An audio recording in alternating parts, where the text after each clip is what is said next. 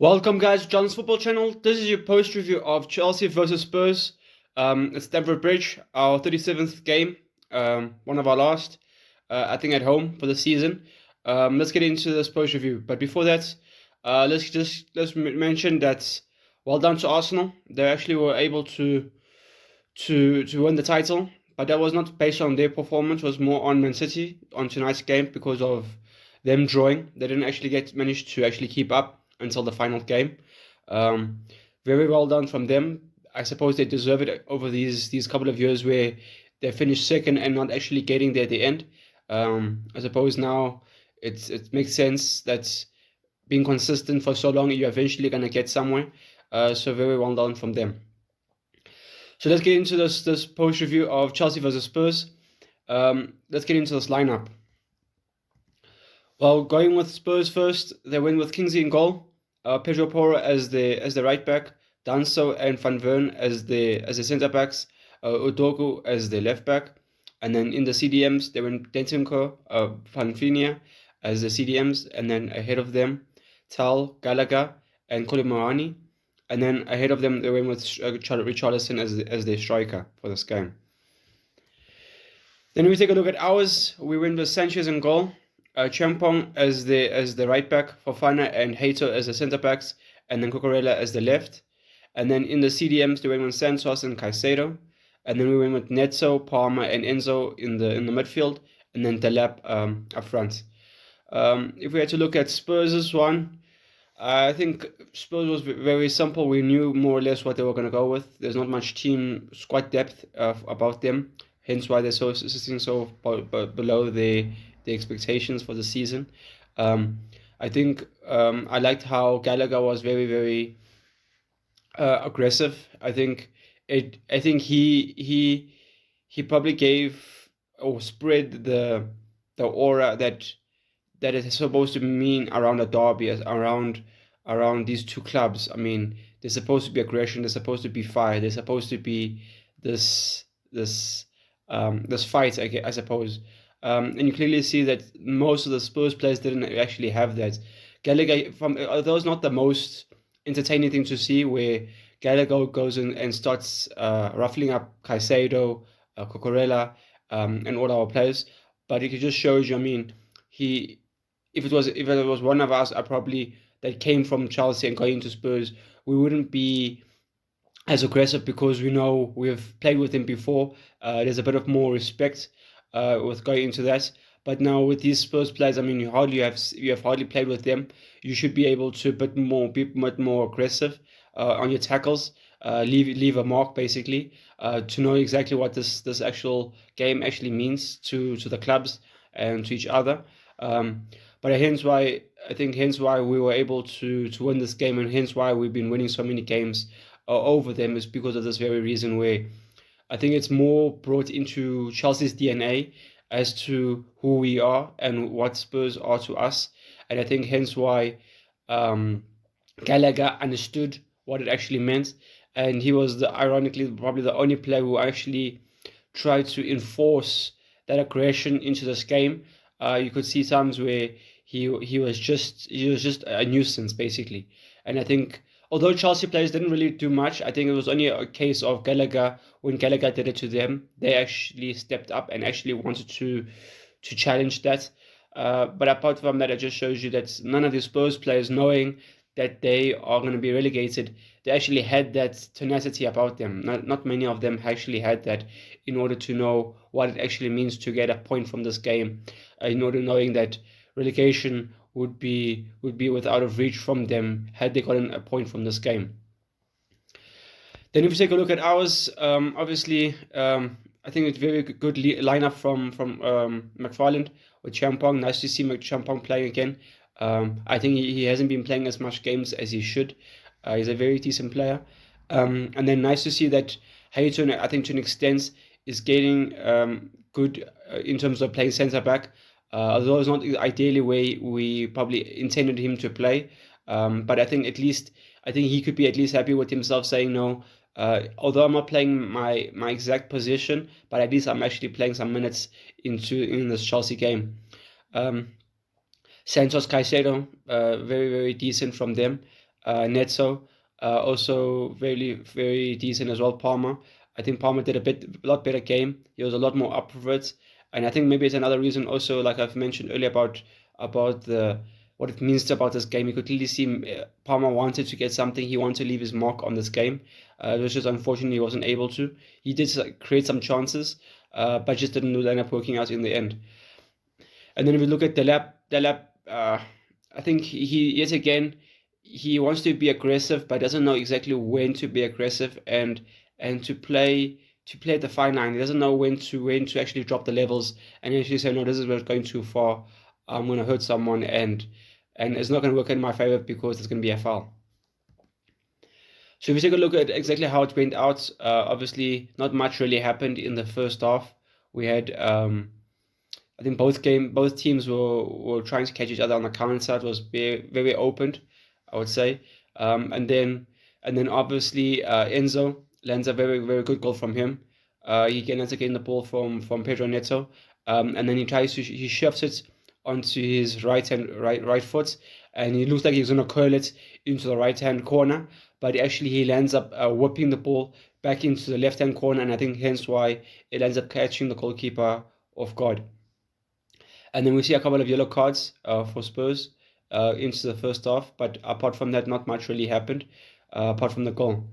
Then going into the second half, obviously, I think Spurs and Chelsea basically also, I think they weren't too hesitant to actually to be aggressive and to change exactly what we're going to be doing. Basically, they stayed with the same idea of what they wanted to do, like they did in the first half. But as soon as we end up getting the second goal, a good goal from Enzo and Santos, getting that goal, I think hence where it was a time where Spurs obviously knew they had to change something, and hence why 2 minutes later they started making some subs. The likes of Jamie Madsen coming on for Kumi Malani, and then Raphinha coming on for Sarr, and then Udogo coming from Jen Spence.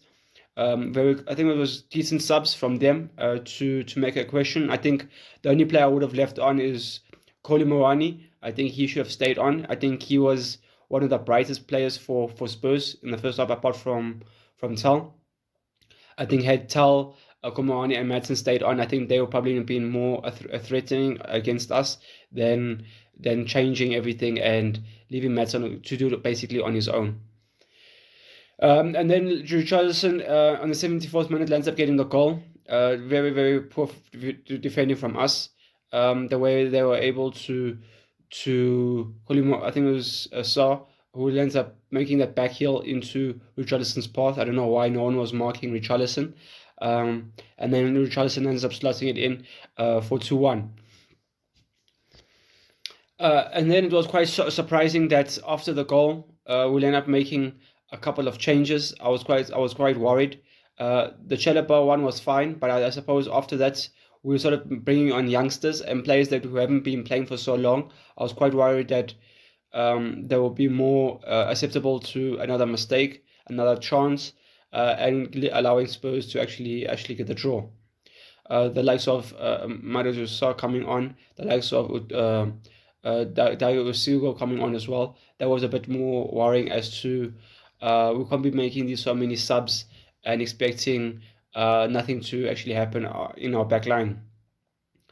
So yeah, we were very lucky, I suppose, because we in the second half we were basically clinging on. As soon as Richarlison scored that goal, we were basically trying to waste time and actually just know that we were going to seal it out because we knew we had the one already. It's not the right way to go, but I suppose sometimes when it's not going in your favor in terms of momentum into the game, I suppose that's the only thing you can do.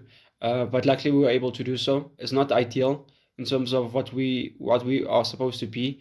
We shouldn't be holding on to a 1-0 goal against Spurs, knowing that they are where they are this season. But I suppose we managed to get in the end, and I think that's what counts. Then we look at the players that actually did a decent job for Spurs. It was Pedro Porro, Danso, probably, and then Richarlison. I think Pedro Porro, there was times where I don't think his mind was fully there. He was making some stupid fouls against Cucurella, and not good positioning and not good mindset in terms of what needs to be done next. And I think that's what's let him down today. I think Richarlison also did well for the goal, but apart from that, not much he really did. There was also another opportunity where he was on goal and he headed it completely wide. That was very, very poor from him. That's not a Premier League striker. A Premier League striker buries those chances. So it just shows you the quality of the player actually, and the levels he still needs to go to in order to become something good of himself in terms of getting a good career with what he has left. I think he's 29 years old. There's not much that he has left in his locker. Then with us, I think Neto did a decent job. Santos as well, very tidy from him. And then Enzo, very, very well done. A goal and assist.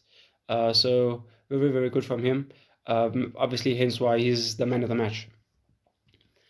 And then we look at some stats. Obviously, in the first time, clearly was very 50-50 in terms of ball possession.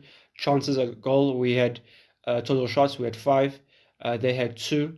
And then shot on target, we had 2, they had 0. So clearly it was more or less in our favor in the first half. And then if we look at in the second half, obviously you can clearly see that they ended up dominating. I mean, the possession was 60-40.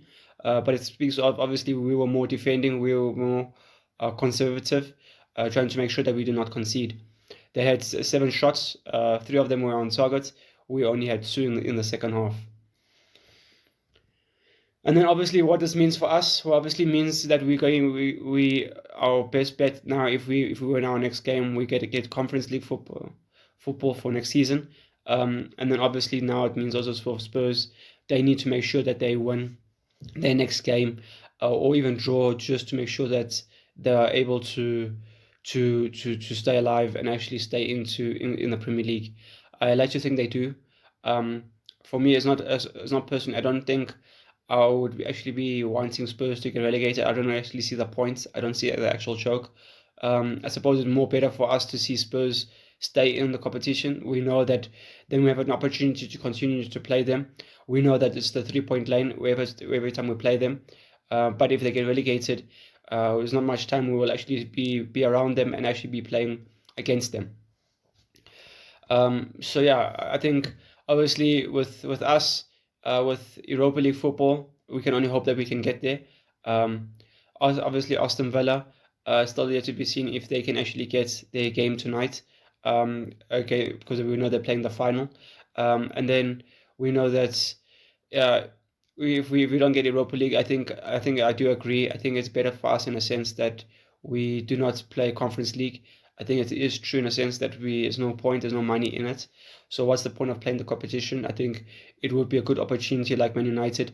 They haven't had any competition, and I had looked at where they're third in the league. I think because they were able to rest a bit more players, they were more able to prepare for every game they went against in the league as well. So yeah, guys, let me know down below what you guys think of this game. How did you guys see this game going? Is it the way that you saw it before the game actually started? Let me know down below what you guys think of the lineup. How do you see the players playing? And let me know down below what you guys think going into the next game against Sunderland. And what are your thoughts on Arsenal winning the league? What are your thoughts on Man City actually battling it in the end with a draw? Let me know down below what you guys think. Yeah, this is my post review to Chelsea versus Spurs. Peace.